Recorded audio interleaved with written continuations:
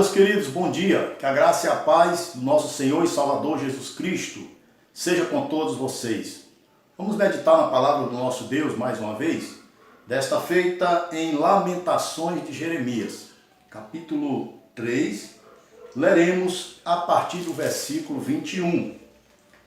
Quero trazer à memória o que me pode dar esperança. As misericórdias do Senhor são a causa de não sermos consumidos, porque as suas misericórdias não têm fim, renovam-se cada manhã. Grande é a tua fidelidade. A minha porção é o Senhor, diz a minha alma, portanto esperarei nele. Bom é o Senhor para os que esperam por ele, para a alma que o busca. Bom é aguardar a salvação do Senhor, e isso em silêncio. Bom é para o homem suportar o jugo da sua mocidade. Assente-se solitário e fique em silêncio, porquanto esse jugo Deus pôs sobre ele. Ponha a boca no pó, talvez ainda haja esperança. Dê a face ao que fere, farte-se de afronta.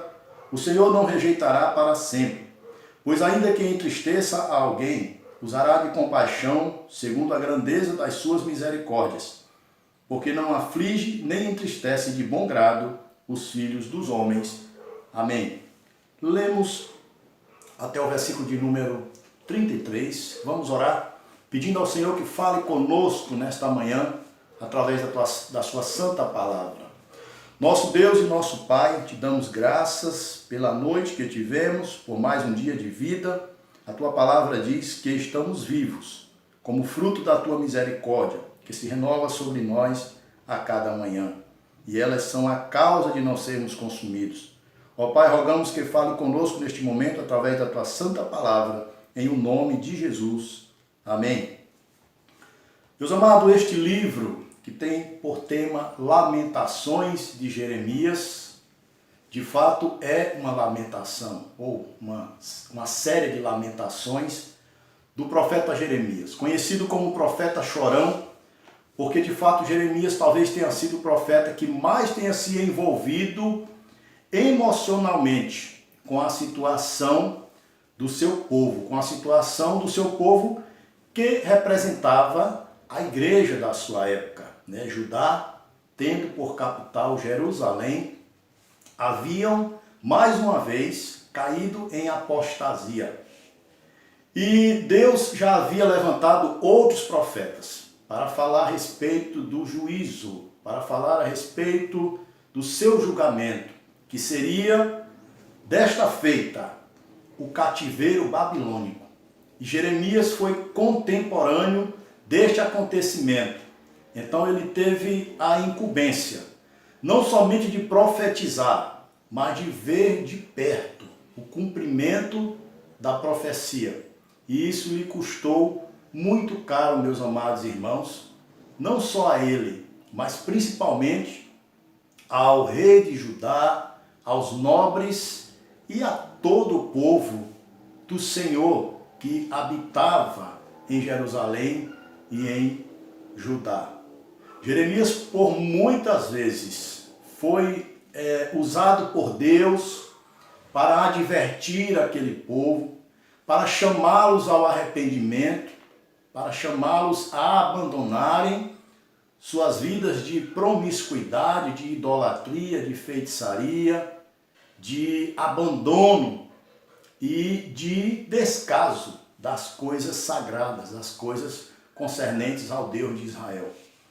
Aquela geração endureceu o seu coração, liderados pelo seu rei, é claro, que os levara, melhor dizendo, a esta situação, porque o rei, ele era, claro, o cabeça da nação.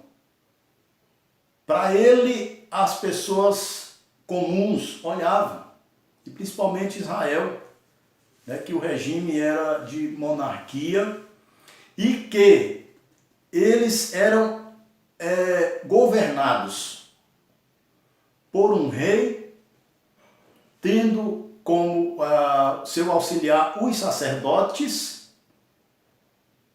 e também aqueles que davam ouvidos aos profetas do Senhor, esse trio, vamos dizer assim, eram os responsáveis para regerem a vida do povo e levá-los à adoração ao Deus verdadeiro. Mas não era isso que estava acontecendo em Israel. O trono estava corrompido, o sacerdócio estava corrompido e os profetas também, né? A voz profética também estava comprometida, porque diferentemente de Jeremias, havia uma maioria de falsos profetas que não temiam ao Senhor. E isso acarretou, meus amados irmãos, a ira de Deus e o juízo de Deus, né, que fora derramado sobre aquela geração com o cativeiro babilônico. E nós vamos meditar baseados nesse texto. Exatamente a primeira coisa é a causa do cativeiro babilônico. Eu já antecipei aqui algumas delas, né? Mas a principal delas, de fato, foi o abandono da fé, a apostasia, a desobediência à palavra de Deus.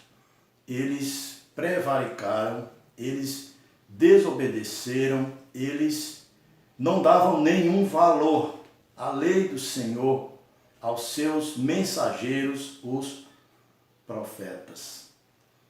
Eles deixaram de guardar e de santificar o sábado do Senhor. Eles deixaram de honrar ao Senhor com os seus bens, com as primícias, com as suas ofertas, com os seus dízimos. Eles deixaram de cultuar a Deus como Ele quer ser cultuado, de forma teocêntrica, de forma com uma adoração exclusiva e totalmente submissa aos princípios estabelecidos por Deus. Essas foram, dentre outras, algumas das causas do cativeiro babilônico, meus amados irmãos. E nós sabemos que depois das causas vêm os efeitos. É a segunda coisa que nós queremos falar nesta manhã. Quais foram os efeitos de tamanha desobediência? Não poderia ser diferente. Isso aconteceu ao longo de toda a história de Israel, meus amados. Quando o povo desobedecia a Deus, consequentemente, o inimigo se aproximava. Por quê? Porque o pecado, a desobediência, nos afasta de Deus.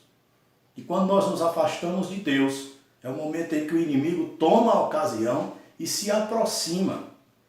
E aí, o inimigo ele não vem para brincar, mas ele vem, como disse Jesus falando a respeito do ladrão, senão para roubar, matar e destruir. E Israel agora se vê em grande aperto.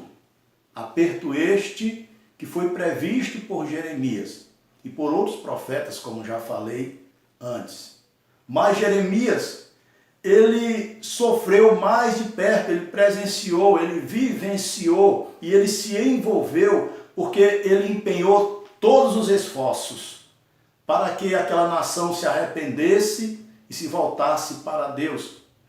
Várias vezes ele compareceu diante do rei Zedequias e dos seus oficiais, dos seus grandes, tentando convencê-los que a melhor opção agora era entregarem-se aos babilônicos, entregarem-se a Nabucodonosor, rei da Babilônia. Por quê? Porque Deus já havia determinado o cativeiro babilônico como juízo para o seu povo, como uma forma de correção ao seu povo. Jeremias fala para eles que Deus havia dado tempo para eles se arrependerem. Se eles tivessem se arrependido, se eles tivessem se voltado para Deus, se eles tivessem buscado ao Senhor, se eles tivessem valorizado as coisas de Deus, certamente Deus usaria de misericórdia e não permitiria que este mal ocorresse. Mas eles continuaram todo o tempo, durante vários anos, em que foram exortados pelos profetas, eles permaneceram com seus corações endurecidos. Então agora já não restava outra alternativa, se não se entregarem ao rei da Babilônia.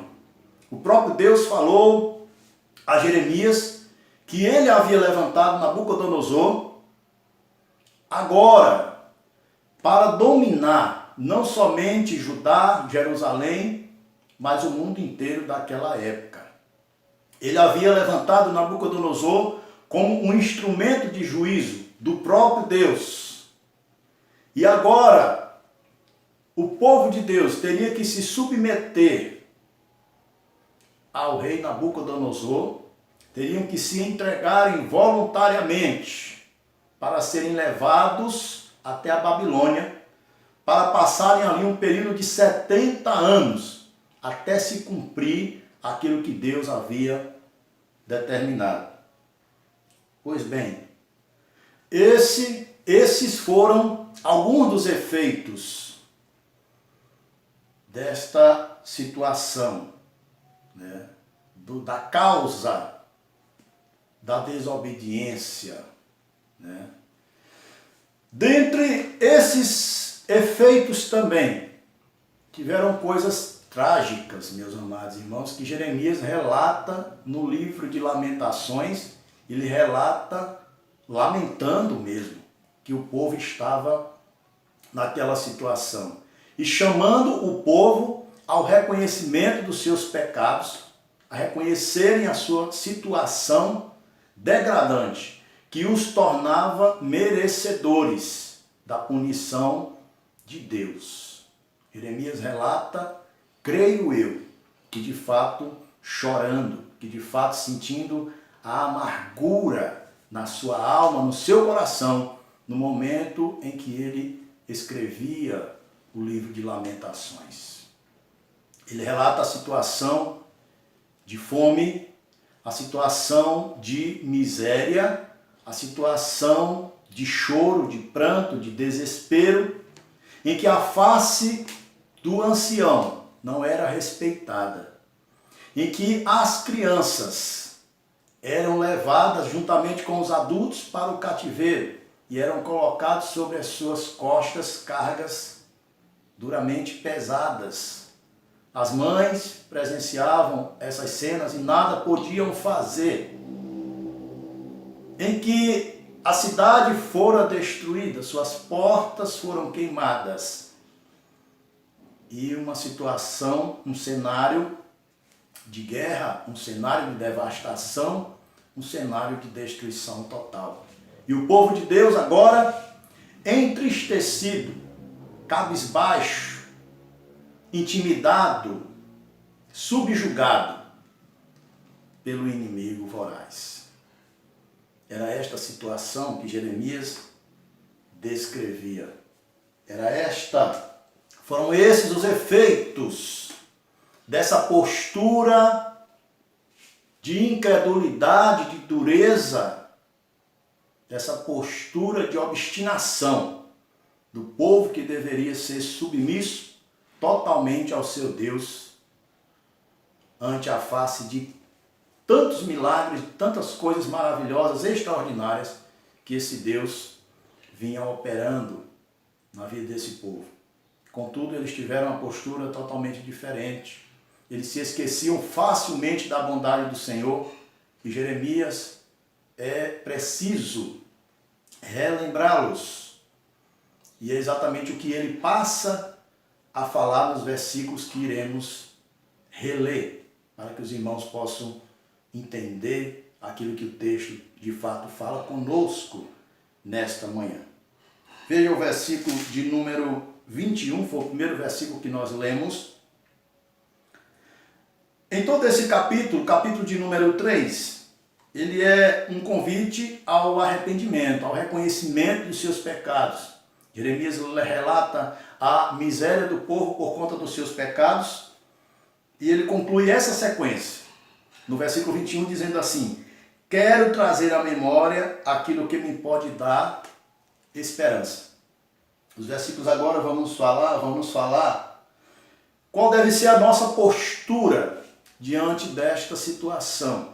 Ou melhor dizendo, qual deveria ser a postura do povo de Judá e Jerusalém diante da situação agora de cativeiro, de escravidão, de submissão diante dos seus inimigos.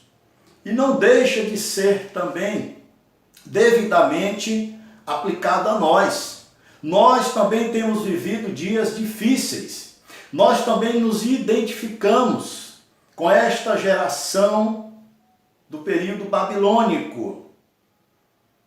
Se nós formos procurar aqui as semelhanças, certamente encontraremos muitas, que nós não temos tempo apto para relatar todas, mas certamente nós, você que está ouvindo, possivelmente tenha identificado várias semelhanças entre aquela geração do período babilônico e, por que não dizer, a geração da Igreja de Jesus Cristo hoje, do século 21.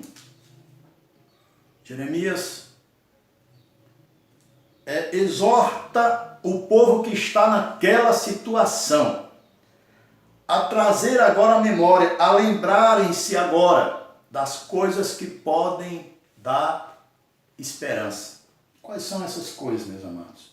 Isso faz parte da postura, né, diante do sofrimento, da postura do povo de Deus, diante de situações indesejáveis. Nós temos vivido nos nossos dias situações indesejáveis.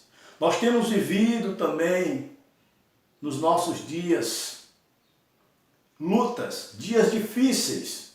Nós temos visto coisas acontecerem que nos deixam também alarmados, que nos fazem também perguntar de que se trata. É juízo de Deus? É fim dos tempos? Afinal de contas, o que Deus está fazendo, o que Deus está falando através dos últimos acontecimentos? Mas eu quero, mais precisamente, levar você a meditar em qual deve ser a nossa postura. Mais importante do que você entender o que Deus está fazendo ou do que se trata, as coisas que têm acontecido, mais importante é você entender qual deve ser agora a nossa postura, a minha e a sua postura, diante de situações adversas, como esta que o povo de Deus estava vivendo no período babilônico, e, por que não dizer, como os dias em que nós estamos vivendo hoje, né? A geração contemporânea, minha e sua. Pois bem, a primeira postura que nos é relatada, eu até antecipei um pouco aqui no versículo 21, é de esperança. Eu estava vendo e tenho acompanhado várias lives, né, de igrejas, homens de Deus, preocupados em trazer uma mensagem para a edificação da igreja, para o povo, que muitos estão sendo vencidos no cansaço ao longo deste isolamento por conta desta pandemia. Como relatei na mensagem anterior, muitos crentes têm esfriado na fé, outros têm entrado em desespero, tem havido um grande índice de suicídios, tem dobrado ou multiplicado o consumo de remédios, né? Remédios controlados, remédios para situações emocionais e enfim. Não vamos relatar aqui todas as mazelas e as desgraças que esta pandemia tem acarretado, mas eu quero dizer para você, e não perdendo aqui a linha de raciocínio que eu estava falando, a preocupação desses líderes, da mensagem dessas igrejas que tenho acompanhado, é trazer uma palavra de esperança. Porque Naturalmente, as pessoas desesperam diante de uma provação duradoura. As pessoas estão acostumadas, nós, com pequenas provações, podemos dizer assim. Não estamos acostumados com provações duradouras ou de forma mais forte. E por que Deus está fazendo isso? Porque Ele quer nos preparar, meus amados, para uma guerra que exige soldados de uma postura fortalecida e amadurecida.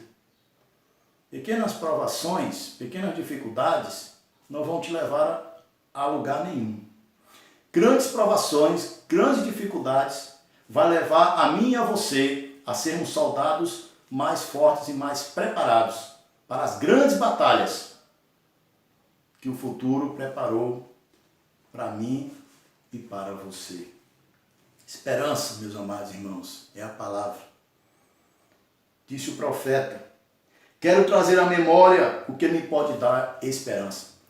O povo de Israel, posteriormente, é claro, lá junto aos rios da Babilônia, eles se lembravam dos cânticos congregacionais, das grandes maravilhas que Deus havia operado no meio do seu povo. Eles se lembravam.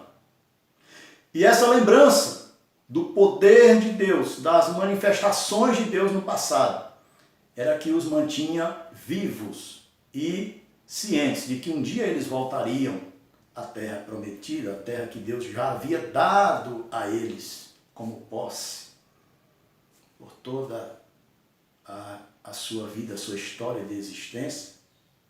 Porém, agora eles estavam privados dessa terra. Não, porém, da esperança. A esperança continuava viva. E nós temos uma esperança eterna que é Jesus Cristo. Como disse o apóstolo Paulo, a nossa esperança em Cristo não se limita somente nas coisas aqui da terra. Senão, nós seríamos os mais infelizes de todos os homens. Mas a nossa esperança, ela vai além da morte. Ela é uma esperança para toda a eternidade. Ela transpõe todas as barreiras. Essa é a esperança viva que temos em Jesus Cristo. Outra palavra-chave aí, ou melhor dizendo, outra atitude recomendada que nós devemos ter é o reconhecimento de que Deus não nos trata segundo nós merecemos. Veja aí os versículos 22 e 23. As misericórdias do Senhor são a causa de não sermos consumidos, porque as suas misericórdias não têm fim. Renovam-se cada manhã. Grande é a sua fidelidade. Jeremias está dizendo, em outras palavras, que nós só estamos vivos por causa das misericórdias do Senhor. Se não fosse as suas misericórdias, nós já teríamos sido consumidos. Jeremias está dizendo, olha, Deus está levando vocês para o cativeiro e manterá vocês lá durante 70 anos, porque Ele é misericordioso, porque vocês mereciam coisa pior. Ele poderia ter nos consumido. Algumas vezes Deus colocou no seu coração, ante o endurecimento do coração da humanidade, o propósito de destruir. Mas aí ele mesmo lembra-se da sua misericórdia. Ele poupou a geração de Noé. Ele poupou algumas vezes o povo no deserto por conta da intercessão de Moisés. Ele poupou agora esta geração por conta da intercessão de Jeremias. E nós precisamos lembrar disso. A misericórdia do Senhor é a causa de não sermos consumidos. Você está sofrendo? Creio que sim. Algum familiar seu talvez esteja acometido da Covid-19, talvez você mesmo. Nós tememos. O mundo está chorando, lamentando. O mundo está desesperado. Mas eu quero dizer para você, nós ainda estamos vivos pela misericórdia de Deus. A misericórdia do Senhor é a causa de não sermos consumidos. A coisa poderia ter sido pior. bem pior do que se possa imaginar. Mas eu quero dizer para você, meu amado irmão, minha amada irmã, todos os dias, quando o sol raiar pelas frestas da sua casa, da sua janela, das suas portas, acorde e diga assim: as misericórdias do Senhor se renovam a cada amanhecer, e ela é a causa de nós sermos consumidos. Louve a Deus, porque Ele é misericordioso. E uma atitude que vem na sequência desse reconhecimento é a gratidão ao nosso Deus. Versículo 24, ele diz: a minha porção é o Senhor, diz a minha alma, portanto esperarei nele. Bom é o Senhor para os que esperam por ele, para a alma que o busca. Bom é aguardar a salvação do Senhor, e isso em silêncio. Bom é para o homem suportar o jugo da sua mocidade. Ou seja, ele está reconhecendo que Deus é bom. Não obstante as situações adversas, Ele continua sendo bom, Ele continua sendo Deus. Bom é o Senhor para os que esperam por Ele, para a alma que o busca. A pessoa que já assentou no seu coração o propósito ou o pensamento de que Deus é ruim, de que Deus é mau, é porque esta pessoa não busca a Deus, não quer compromisso com Deus, não faz parte do povo de Deus. Aqueles que fazem parte do povo de Deus, que têm compromisso com Deus, que buscam a Deus, eles reconhecem a bondade do Senhor em toda e qualquer circunstância. O Senhor é bom, misericordioso. Honras e glórias ao Deus Todo-Poderoso, que continua alimentando a nossa esperança, a nossa fé, mesmo em meio às mais adversas situações.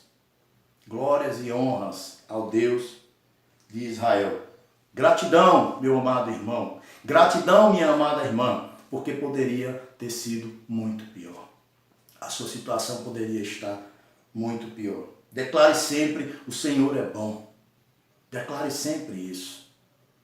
Tenha um coração como o de Jó, de um adorador, reconhecendo sempre que Deus é bom, não importa as circunstâncias.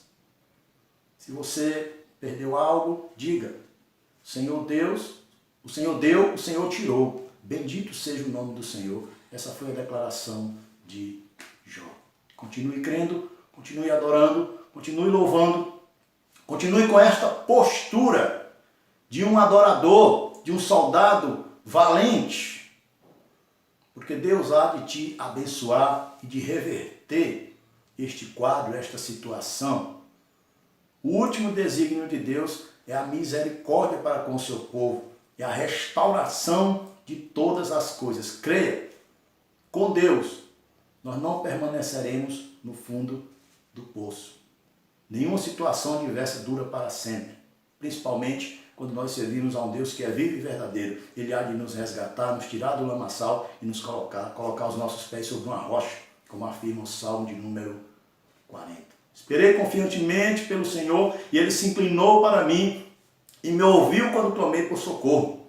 Tirou-me de um tremendal de lamas e colocou os meus pés sobre uma rocha e me pôs nos lábios um novo cântico. Louvado seja o nome do Senhor. Coração que hoje chora, amanhã irá cantar louvores a Deus. Irá festejar, irá louvar e engrandecer o nome do Senhor. E esse espírito de gratidão, meus amados irmãos, vai gerar também a submissão ao nosso Deus. Versículo 28. Assente-se solitário e fique em silêncio, porquanto esse jugo Deus pôs sobre ele. Ponha a boca no pó, talvez ainda haja esperança. Dê a face ao que fere, farte-se de afronta. O Senhor não rejeitará para sempre, pois ainda que entristeça a alguém, usará de compaixão, segundo a grandeza das suas misericórdias, porque não aflige, nem entristece de bom grado os filhos dos homens.